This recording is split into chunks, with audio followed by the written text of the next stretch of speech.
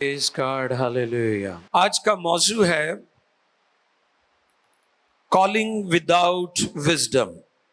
حکمت کے بغیر بلاہٹ. نوٹ فرما لیں. calling without wisdom. حکمت کے بغیر بلاہٹ. حکمت کے بارے میں جب ہم غور کرتے ہیں مقدس کلام میں تو کلام ہمیں بتاتا ہے کہ سلیمان ایک بہت عظیم بادشاہ جس کی حکمت کے چرچے تھے، اس کو دولت اور علم وراثت میں انہیریٹنس کے طور پر ملا، لیکن وزڈم کے لیے اسے خدا کی ضرورت تھی. وزڈم نہ علم سے آتی ہے اور نہ پیسے سے آتی ہے. اور لوگوں کے اس فلسفے کو بھی ہم دیکھ سکتے ہیں جو کہتے ہیں کہ پڑھولے چ دانے او دے کملے بھی سیانے. نہیں، ہم نے دیکھا ہے کہ جن کے پاس بہت کچھ ہوتا ہے حکمت نہ ہونے سے سب کچھ چلا جاتا ہے. آپ نے دیکھا ہے کہ بے شمار لوگ ان کو انہیریٹنس ملی، دولت ملی، زمینیں ملی، لینڈ ملی، مال مویشی ملے، ٹریجر، خزانے، سونا چاندی وراثت میں ملا، لیکن حکمت نہ ہونے کے سبب سے انہوں نے سب کچھ تباہ و برباد کر دیا. آج جس موضوع پر ہم سیکھیں گے وہ وداؤٹ وزڈم، ہمارا بلاوا، ہماری نعمتیں، ہماری خدمت، ہماری قربانیاں سب کچھ بے مقصد اور ضائع ہو جاتی ہیں. اور بے شمار لوگ حکمت سے خالی ہیں، ان کے پاس بہت کچھ ہے لیکن حکمت نہیں ہے. آج میرے سامنے بائبل مقدس میں ایک بہت بڑا کردار ہے، اسے مثل مسیح بھی کہا گیا ہے، یوسف، جوزف. آپ ذرا غور کریں کہ یہ شخص خوبصورت تھا، با کردار تھا، اور خدا نے اس کی پاکیزگی، وفاداری کا نتیجہ اس کو یہ دیا کہ یہ شخص مصر کا دوسرے درجے کا حکمران بنا. یہ اسیر ہو کر گیا تھا، غلام کے طور پر گیا تھا، یہ قیدی تھا، کیپٹیو تھا، لیکن خدا نے اس کی پاکیزگی، وفاداری، آنیسٹی کے نتیجہ میں سے بہت سربلند کیا. لیکن جب یہ چھوٹی عمر میں تھا اور جب خدا نے اسے بلایا تو اس نے ایک غلطی کی ہے جس میں ہمیں حکمت کی کمی نظر آتی ہے، وہ میں آپ کے سامنے شیئر کرنا چاہتا ہوں.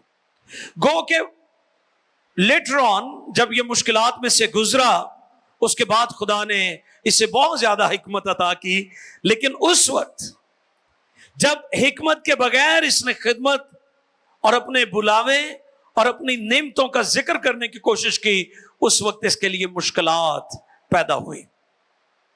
اور یہ چیز میں آپ کے ساتھ بھی شیئر کرنا چاہتا ہوں کہ جب آپ حکمت کے بغیر کاموں کو کرتے ہیں تو پھر آپ نقصان اٹھاتے ہیں، دکھ اٹھاتے ہیں، پین میں سے گزرتے ہیں، مشکلات میں سے گزرتے ہیں. پیدائش کی کتاب دا بک آف جینیسس 37واں باب، اس کی پہلی 13 آیات ہے. حوالہ لمبا ہے، دھیان سے سنیے گا.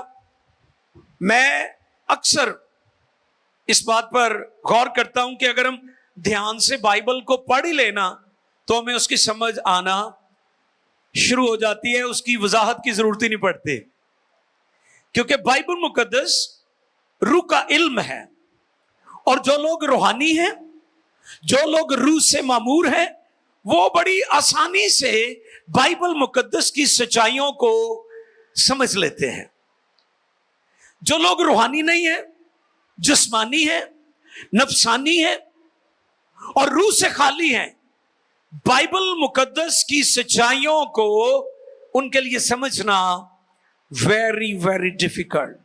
आइए देखें मुकद्दस कलाम में से पैदाइश 37वां बाब पहली 13 आयात। मुकद्दस कलाम में ये रकम है, और यकूब मुल्क किनान में रहता था जहाँ उसका बाप मुसाफिर की तरह रहा था। यकूब की नस्ल का हाल ये है कि यूसुफ 17 वर्ष की उम्र में अपने भाइयों के साथ भेड़ बकरियां चराया करता था। जी, ये लड़का अपने बाप की बीवियों बिलहा और जिल्फा के बेटों के साथ रहता था जी, और वो उनके बर्रे और उनके बुरे कामों की खबर बाप तक पहुंचा देता था जी।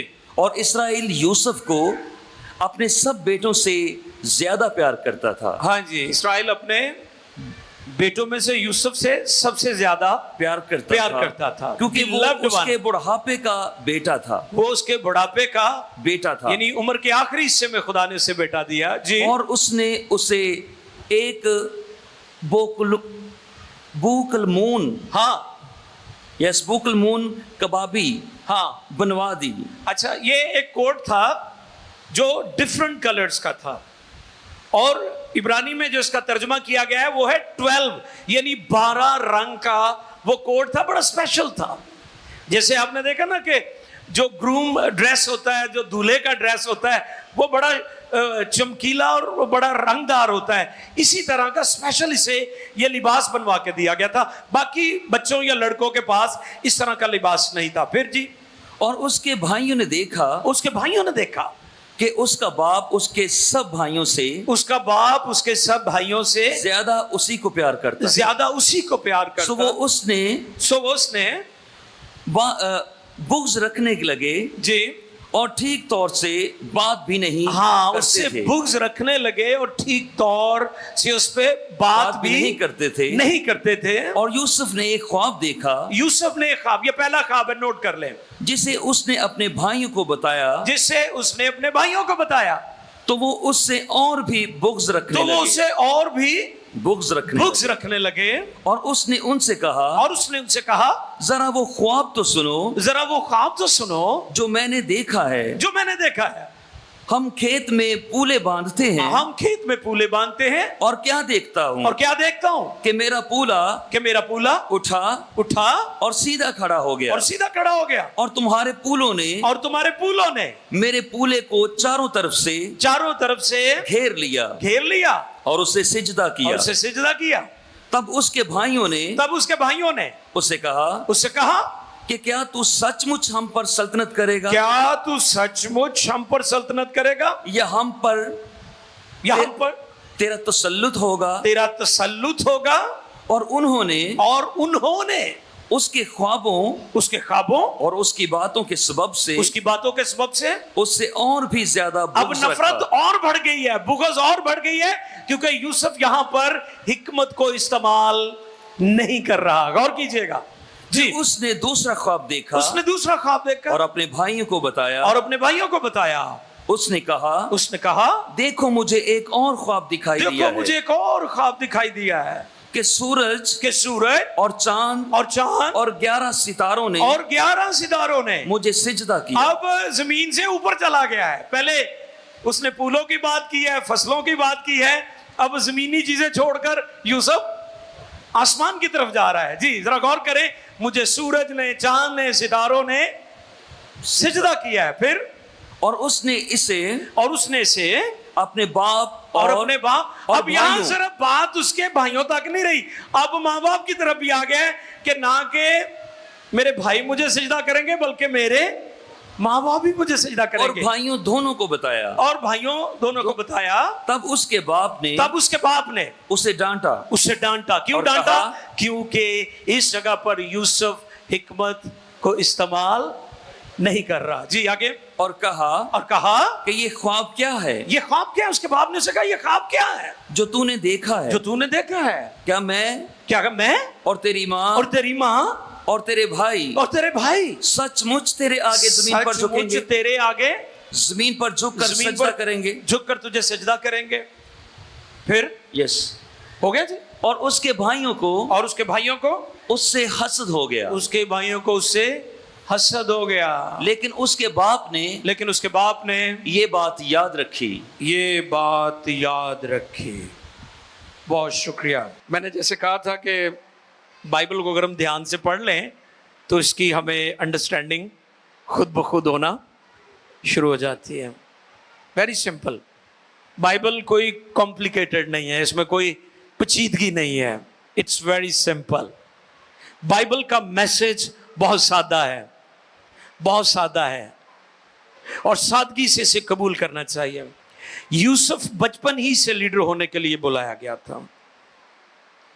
جب وہ اپنے بھائیوں کی برائی دیکھتا تھا وہ اپنے باپ کو بتاتا تھا, کیونکہ نیک تھا, پاک دل تھا. اور میں اکثر یہ بات کہتا ہوں کہ یوسف خوبصورت تھا لیکن وہ پاک بھی تھا. آج لوگ خوبصورت نظر آتے ہیں, پاک نہیں ہیں. خدا صرف ہمیں خوبصورت نہیں دیکھنا چاہتا, خدا ہمیں پاک دیکھنا چاہتا ہے. لکھا ہے مبارک ہے وہ جو پاک دل ہیں کیونکہ وہ خدا کو دیکھیں گے. آمین. کون دیکھیں گے خدا کو؟ پاک دل. یوسف بچپن ہی سے لیڈر ہونے کے لیے بلایا گیا تھا. اس کی کالنگ بچپن ہی سے خدا نے اسے بلایا. وہ باپ کا بہت پیارا تھا, بیلوڈ ون تھا, اور اس کے باپ نے جیسا کہ میں نے بتایا اسے خاص قسم کا کوٹ, بڑا فینسی ڈریس اسے بنوا کر دیا تھا تاکہ یوسف منفرد نظر آئے, دوسروں سے الگ نظر آئے.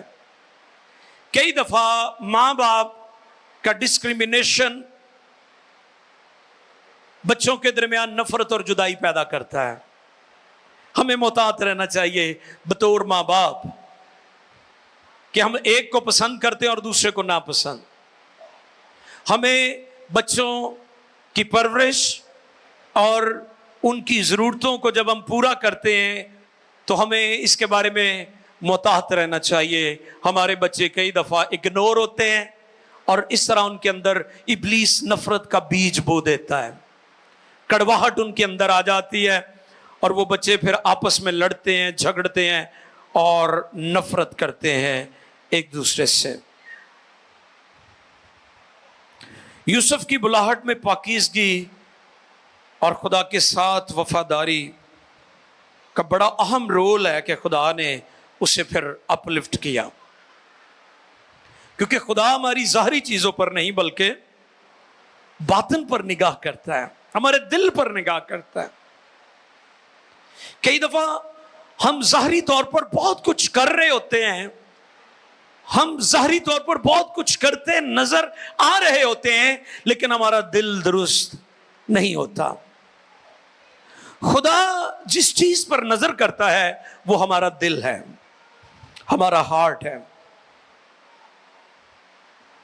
یوسف بہت اچھا تھا, بچپن ہی سے لیڈر تھا, پاک رہنے والا نوجوان. لیکن ایک چیز جو ہمیں اس حصے میں, جیسا میں نے بتایا کہ یوسف بعد میں حکمت سے تو بہت بھر گیا تھا, لیکن جو پیسج ہم نے پیراگراف یہ 37ویں باب میں پیدائش میں پڑھا ہے, اس میں ہمیں حکمت کی کمی نظر آتی ہے. اور یہاں پر ہم دیکھ سکتے ہیں کہ یوسف کو خدا نے بلایا ہے, وہ خواب دیکھتا تھا, خدا خوابوں کے ذریعہ سے اس سے بات کرتا تھا. اس نے خدا سے زیادہ آدمیوں یعنی اپنے بھائیوں سے داد لینے کی کوشش کی ہے.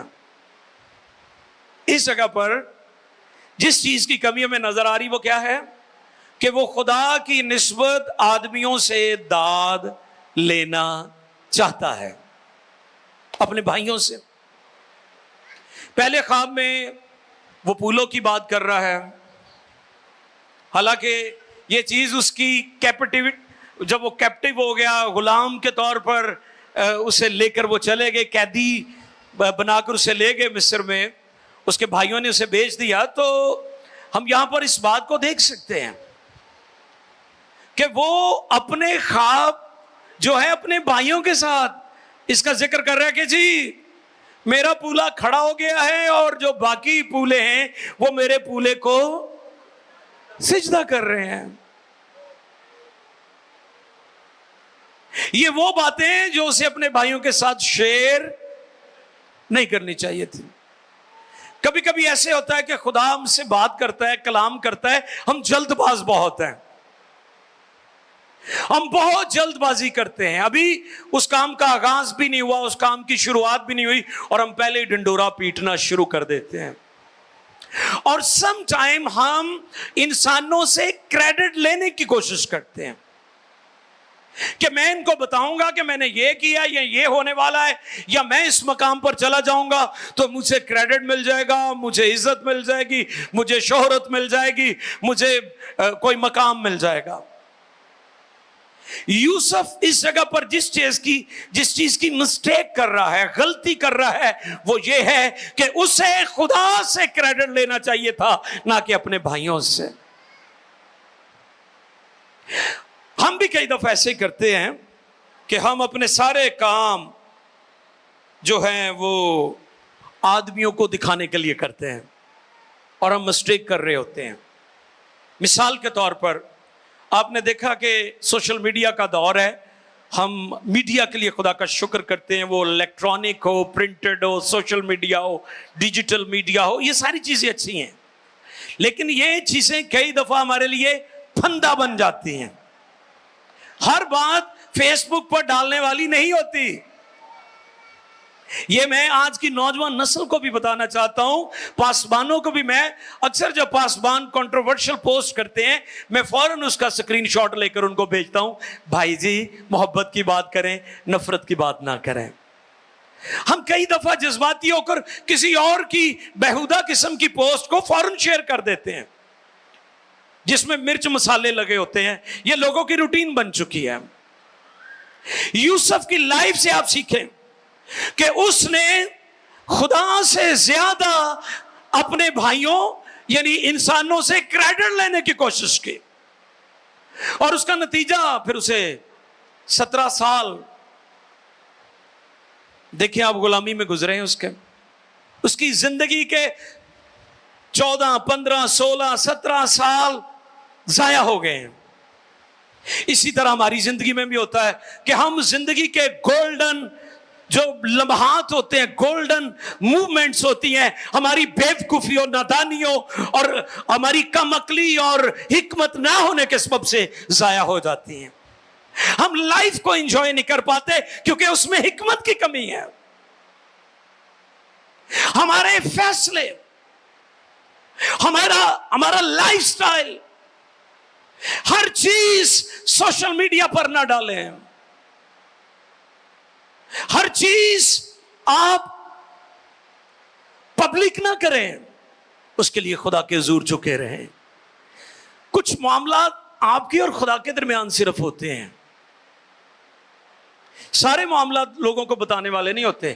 میں نے ایک دفعہ بتایا تھا آزمائش پر غالب آنے کے حوالے سے, پتہ ہے آپ کو, اس میں نے بتایا تھا کہ آپ نے اپنا پرابلم کسی بے ایمان شخص کے ساتھ شیئر نہیں کرنا.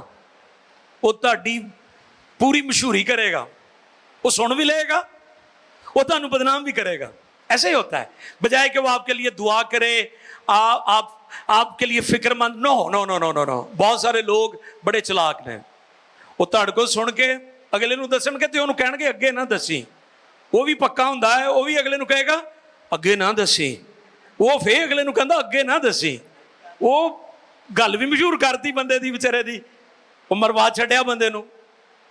ٹھیک ہے, سو ہمیں ہر بات سب کے ساتھ شیئر اگر آپ کرتے ہیں تو پھر اس کا مطلب آپ میں بھی حکمت کی کمی ہے. موضوع کیا ہے؟ Calling without wisdom. وزڈم بہت بڑی چیز ہے جڑی بڑے گھٹ لوکاں کو ہے, اور جن کے پاس ہے پھر ان کی لائف, ان کی زندگی, زمینی سفر تو اچھا گزرے گا ہی, آسمان پر بھی ان کا بڑا اجر ہوگا. اور جن کے پاس حکمت نہیں ہے وہ اتنے بھی کھجل ہوں نے, تو پھر آسمان دی بادشاہی دے بارے جد لکھا ہے 5 بیوقوف کنواریاں جو ہیں وہ اندر داخل نہ ہو سکیں. اس کا مطلب کہ بغیر وزڈم کے لوگ خدا کی بادشاہی میں بھی داخل نہیں ہوں گے. غلط فہمی میں نہ لوگ رہیں کہ اسی جیویں دے بھی ہیں بیوقوفاں, نلیک پانڈے ہیں. نہیں نہیں نہیں نہیں, لکھا ہے کہ اگر حکمت کی کمی ہے تو وہ خدا سے مانگے. ہمیں حکمت مانگنی چاہیے, ہمیں خدا سے مانگنی چاہیے وزڈم. خواب دیکھا اور خواب کو اپنے بھائیوں کے ساتھ وہ شیئر کرتا ہے. یہاں پر مجھے روحانی غرور کی بھی اسمیل آ رہی ہے کہ جب وہ شیئر کر رہا ہے کئی دفعہ ہمارے اندر اسپرچل پرائیڈ آ جاتا ہے. اکثر ہم روحانی تکبر کا شکار ہو جاتے ہیں. آج خدام کو, منسٹرز کو, پاسٹرز کو ہم دیکھتے ہیں کہ وہ روحانی تکبر کا شکار ہیں. شریعت میں پرابلم کیا تھا؟ شریعت میں تھا پرنسپل فار دا پیپل, یعنی جو شریعت میں اصول تھے وہ انسانوں سے زیادہ بالا تر تھے, یعنی انسان کی کوئی ویلیو نہیں تھی. جو شرع کے عالم تھے وہ یہی تو کام کرتے تھے کہ وہ بھاری بوجھ لوگوں کے اوپر ڈال دیتے تھے اور اپنی انگلی کا سرا بھی.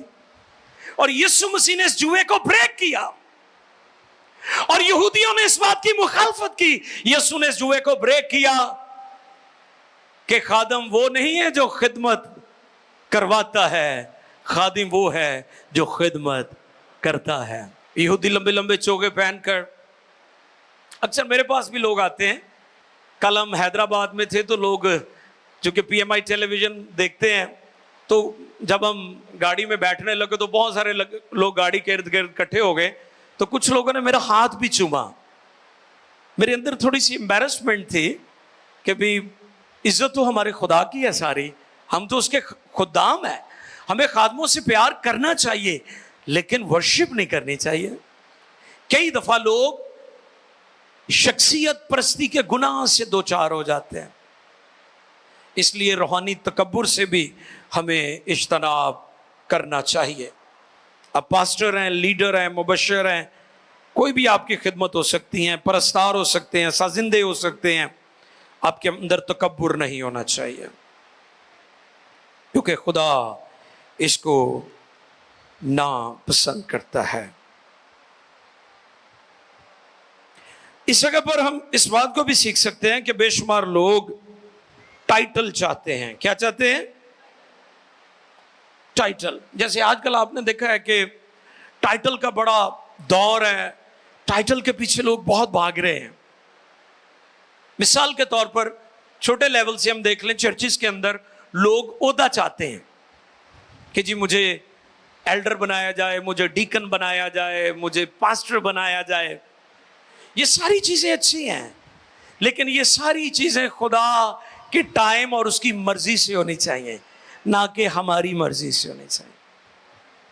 خدا کا اپنا ایک ٹائم فریم ہے جس میں وہ رہ کر اس ٹائم میں خدا کام کرتا ہے, اور اگر ہم اس ٹائم کے علاوہ کوشش کریں گے, خدا کے ٹائم سے پہلے خدا کی مرضی اور پلان کے علاوہ کچھ کرنے کی کوشش کریں گے اپنے طریقے سے, جیسے موسیٰ کے بارے میں نے بتایا تھا. موسیٰ کو لاٹھی خدا نے کیوں دی تھی؟